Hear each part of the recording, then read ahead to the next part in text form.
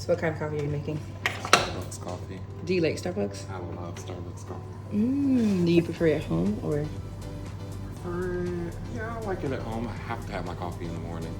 Is it like an energizing thing for you? Yes, if I don't have my coffee in the morning, do not talk to me. So you get a little antsy, huh? Yes. Okay. So what else you gonna have this morning? My bagel. My morning bagel. With what? Do you put cream and cheese on there? I put strawberry cream cheese on Mmm. I only have a half to keep my figure. You only take a half? I only eat a half a bagel. He didn't even take a full one, y'all. Not even a full. I can't believe it. That man said to keep his figure. Okay, I might need to try this because I got a little beer belly. Get rid of. Do you want a cup of coffee? Oh, no, thank you.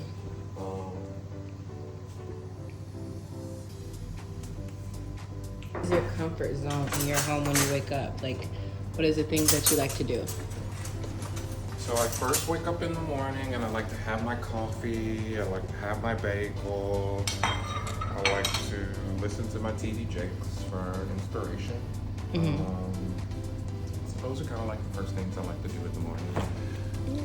Just so it's kind of like my fuel. I'm feeding my body. I am fueling my spirit. Okay. Does it allow you to get charged up for the day? Yes. What would you recommend someone who is trying to be in the position that you are in? Like when they're, like, would you recommend your habits in the morning time to pour into yourself before pouring into the world? Honestly, I would just say that you gotta figure out what's comfortable for you. And just understanding yourself, and it takes time to understand who you are and what you need to feed your soul and energize yourself. But finding out what you need to fuel yourself, and that takes time to find out what you need. Energy is a powerful thing. I believe in energy. Me too. And you know, what you feed yourself the first thing in the morning, it drives the day. So that's why I like to listen to TD Jakes or listen to motivational, just to motivate me for my day so that I can get through all the different obstacles and all the challenges that I have throughout the day. That's good. I like that. That's good advice. Thank you. Yes. I like it. So we got our toaster oven going. Got our toaster oven going. Let some sunlight in.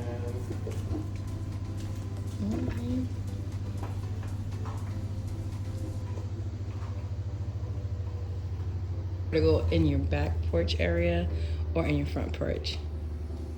You want me to tell the truth? The truth is the only thing we're taking here today. I like to go sit out back. Okay. Yes, I do like to go sit out back. I'm on my back porch. And my neighborhood is like extremely quiet. That's why I like love it to death. Because it gives me that like peace of mind that I need, and then it gives me time to. I'm not so quiet when I get up because my TD Jakes is blasting, and all my neighbors are probably either joining me for church service, right? Or like, please turn that down. But it's a good feeling to be able to go out there and set your tone instead of anyone setting it for you. Yes, you need to have sunlight in the morning. You need the sun. The sun gives you some sort of energy in the morning. I've heard that the sun gives you energy in the morning. So you got to get your sunlight. So that's where we're going to head off to next, right? Yes. Okay. So tell me a little bit more about you. I'm Branden. No, we're not doing that. We are not doing that. No. So, I'm 32 years old. I moved to Gainesville probably 8 years ago, I want to say. I moved here to open up a restaurant franchise, a couple of different restaurant franchises. And it was just the same thing every single day. There wasn't anything new, fun, or vibrant. So I decided that that wasn't the path for me. and You wanted more. I wanted more. I always knew that I wanted to be a planner, and I never really understood how I wanted to plan. So my first experience to planning was seeing a funeral, actually. Um, So, somebody is dialing your cellular device. yeah. You gotta go pick it up. So my first experience to planning was experiencing death and going through and planning a family funeral. So right then and there, I knew that I was drawn to the planning aspect and like anything that had anything to do with anything processional or grandiousness and all of that. So I knew that I was drawn to that. So I worked in the funeral home while I was still in high school, and I did that for probably about 2 years. And then slowly after it was time to graduate, I came to the realization that it was really morbid. Like the people in there, the people who worked in there were consistently dealing with death all the time. And I knew that I wanted to do planning, but I knew I wanted to see the more fun side of planning. So I had previously had a job washing dishes at a very young age at this restaurant. And this guy, James Jones, who was my mentor and like showed me everything that I know about, not necessarily cooking, but I would say business and like being a man and like showing me world experiences and being there for me and all that different kind of stuff. He was the guide to that. Well, he opened up his own restaurant in Birmingham, Alabama, and it was called Cairo's Cafe and Catering. So that was my first real experience with actually dealing with fun, exciting people and weddings and events that were fun. And so it was still planning, but it was planning something that was a baby shower or a wedding, and it was a joyous occasion versus planning something that was sad or morbid. And that's not who you are as an individual. You're more fun energy. Like, yes. I just want to, I just want to have fun and enjoy what I'm doing. Yeah. So I've drawn a liking for that. I really, really, really enjoyed that. And I was stuck in that for a couple of years. And that is, I wanted something new. I didn't know what I wanted. It goes back to that energy and letting God lead the way and kind of just like stepping out of his way.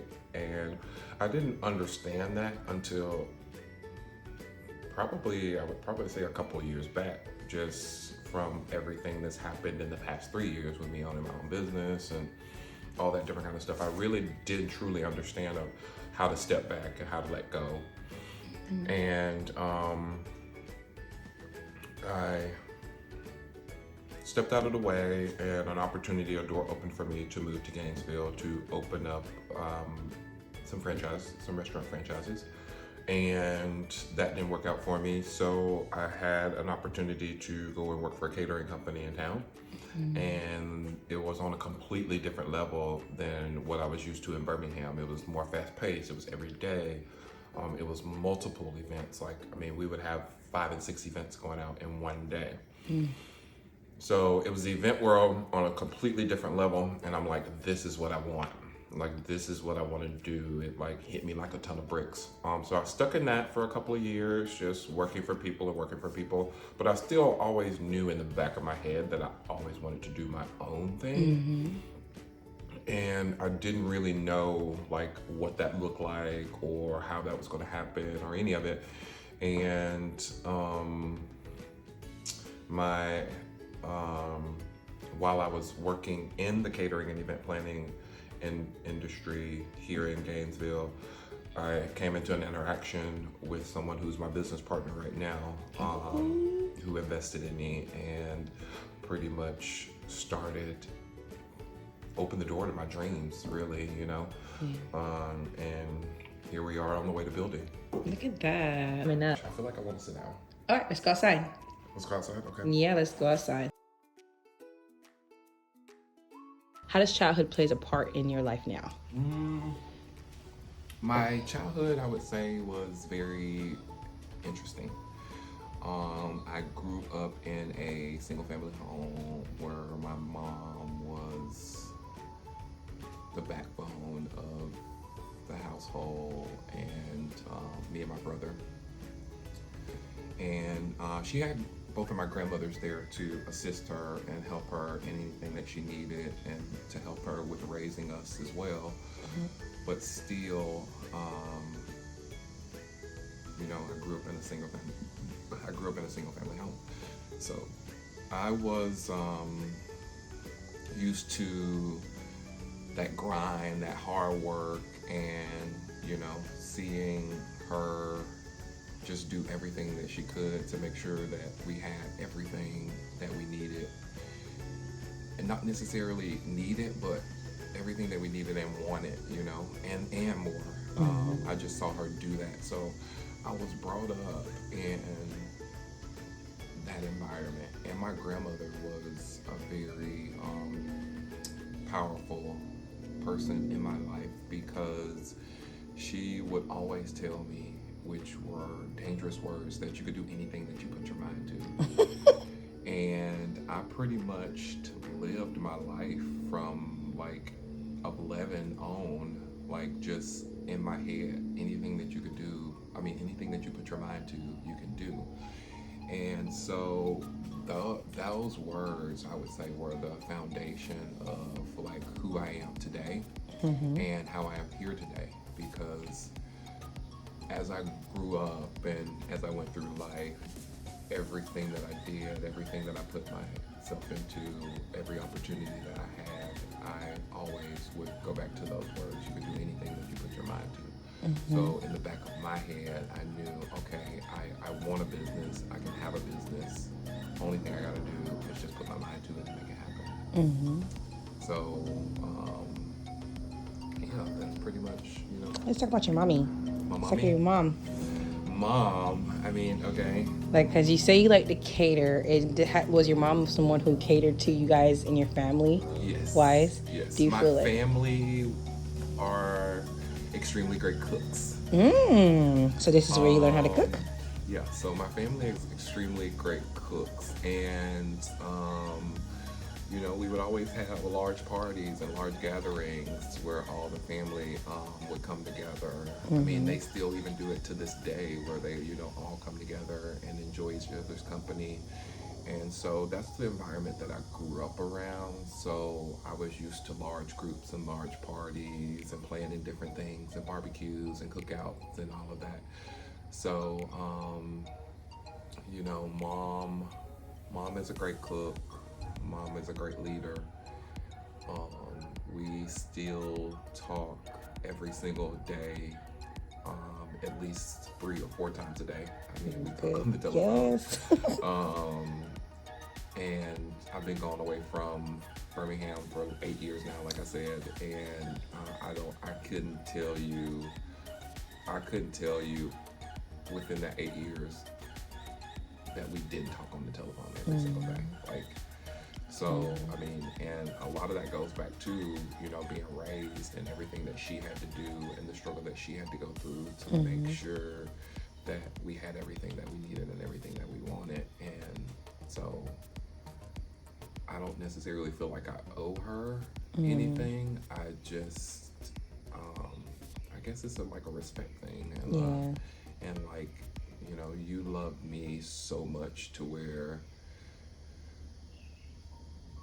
you kind of have to give that back in some sort of way. And you can't give it back, but, you know, you just kind of got to try to do whatever you can to just make sure that you show I show her that, you know, I see everything that she did while I was young.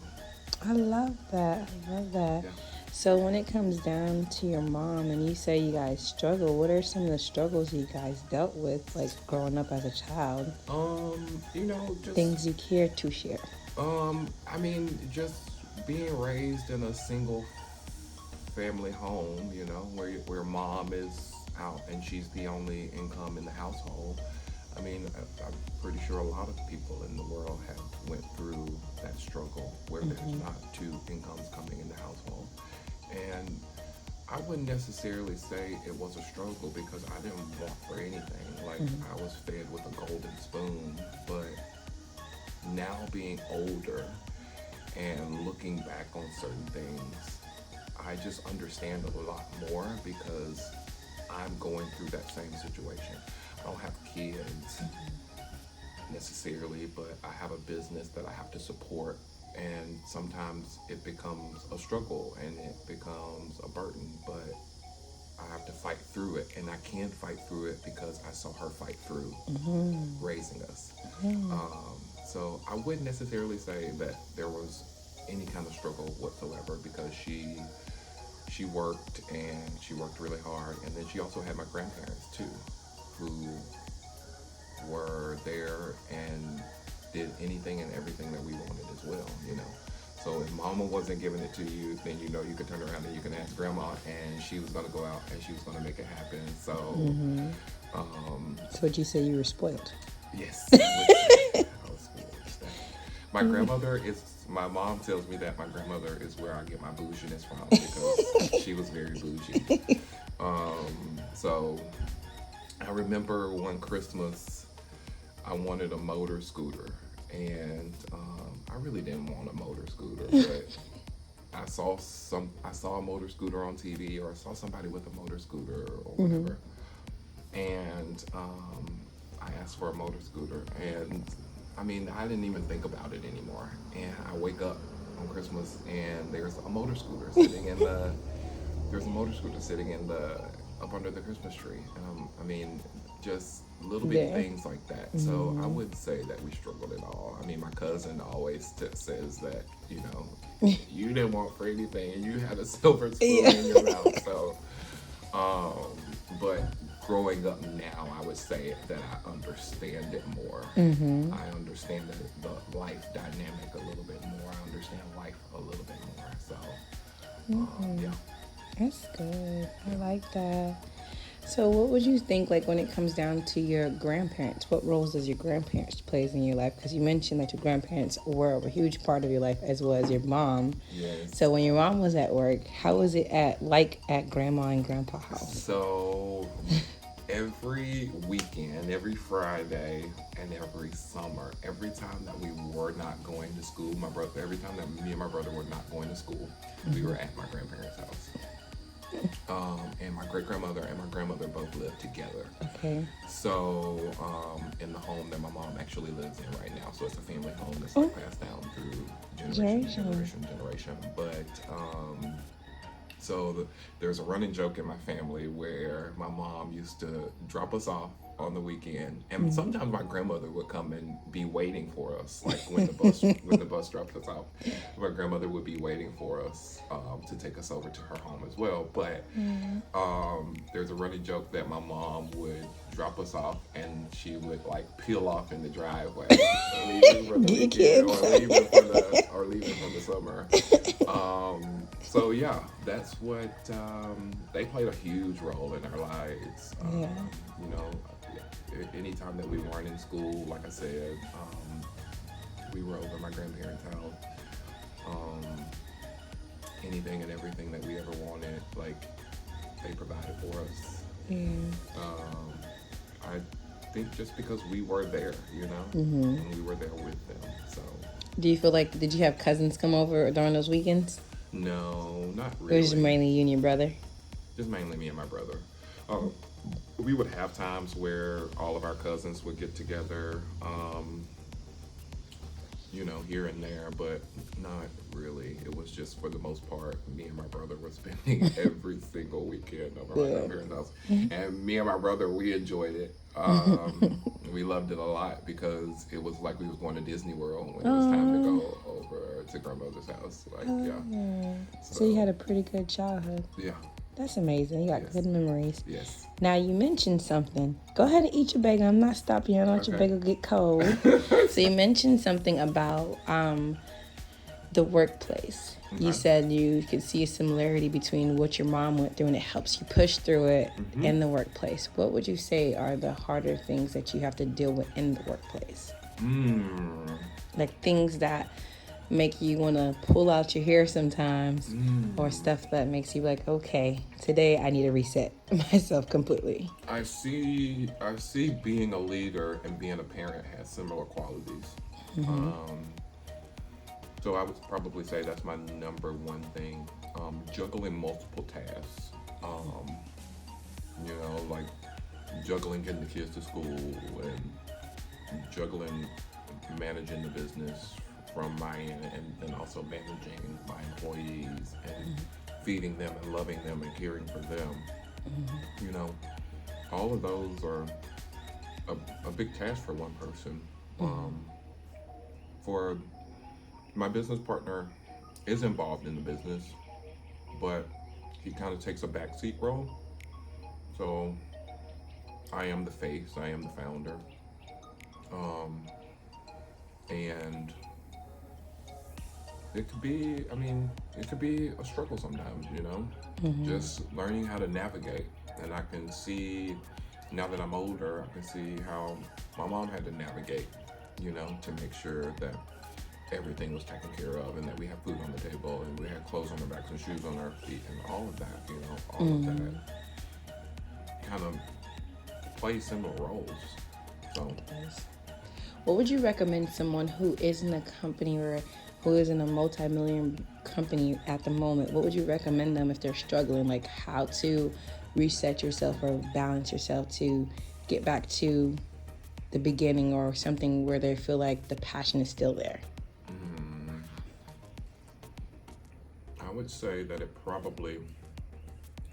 it all happens naturally, right?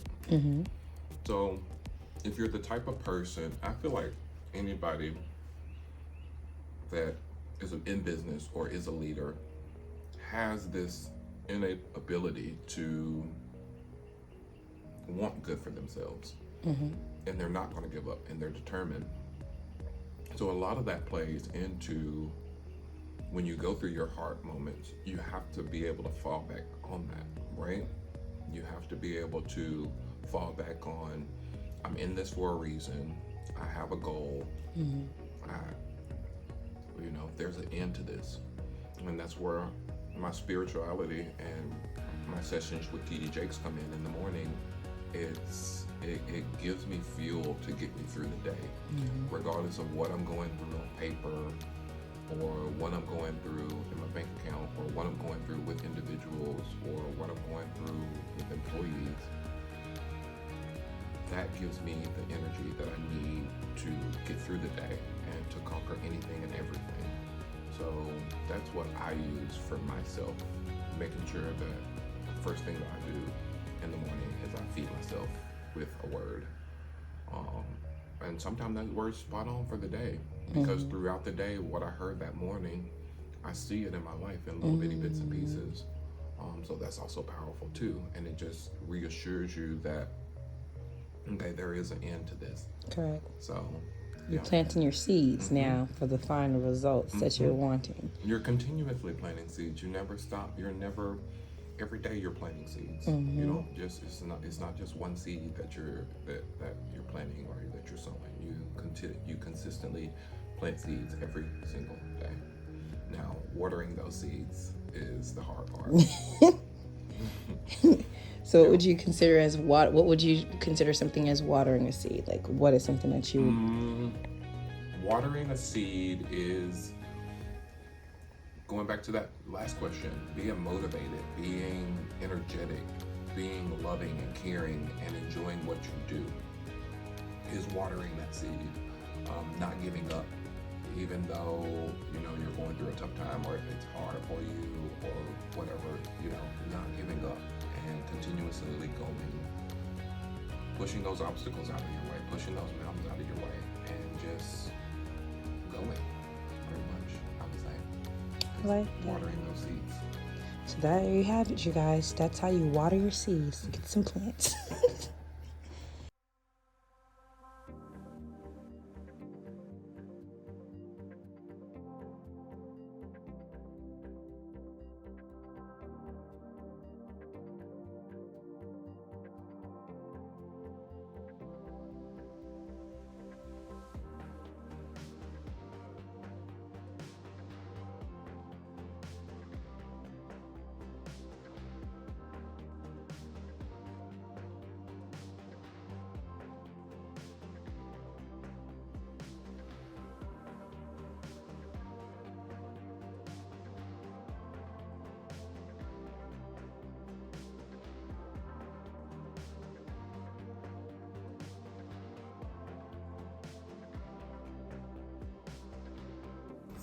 My plants.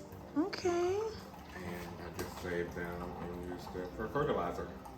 That is so smart.